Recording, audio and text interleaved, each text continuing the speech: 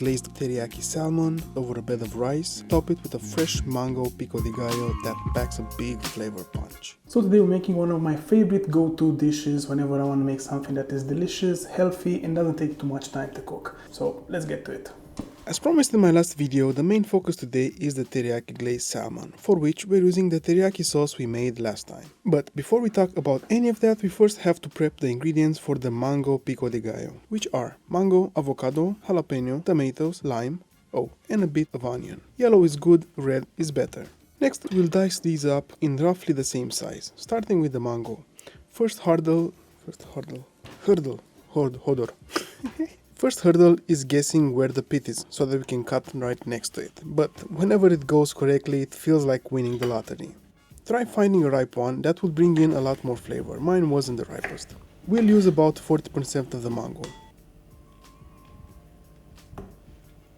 Dice up half of the avocado. For the other half, to keep it from browning for a couple of days, keep the pit in and rub in a bit of lime juice. Then seal it in a plastic wrap and pop it in the fridge. Now chop the cherry tomatoes.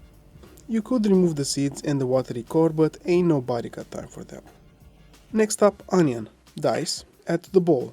Jalapeno. You can use a whole pepper or half if you want less heat.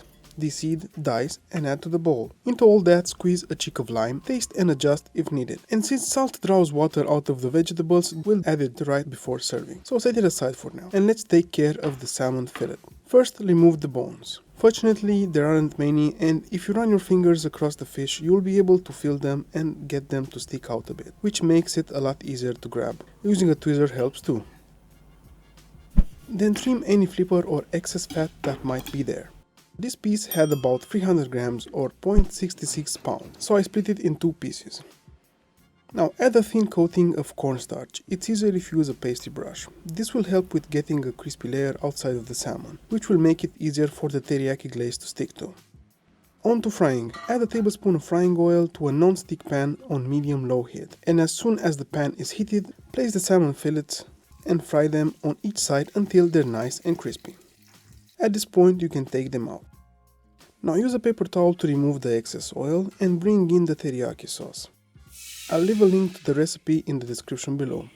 Once it starts to bubble a bit, add the salmon back in and turn the heat up to medium. Since the fish is already fried, we can focus only on spooning the teriyaki glaze to coat the salmon. There's no need to turn the fish. As it cooks, it will reduce down into a nice glossy glaze. It will build up to eventually look like this.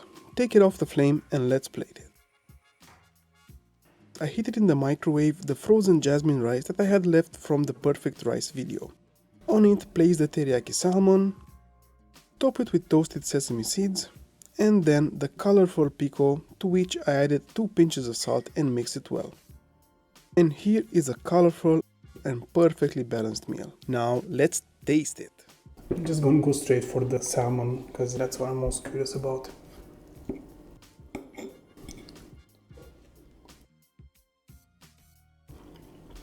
So yeah, tastes really good. I think this combo with tropical and a bit sweet, sour from the lime goes really well with the teriyaki sauce. This can be used with any type of fish. You can also even skip the frying part, so you can do it in the oven. That being said, good luck cooking and I'm going to see you next time. Bye!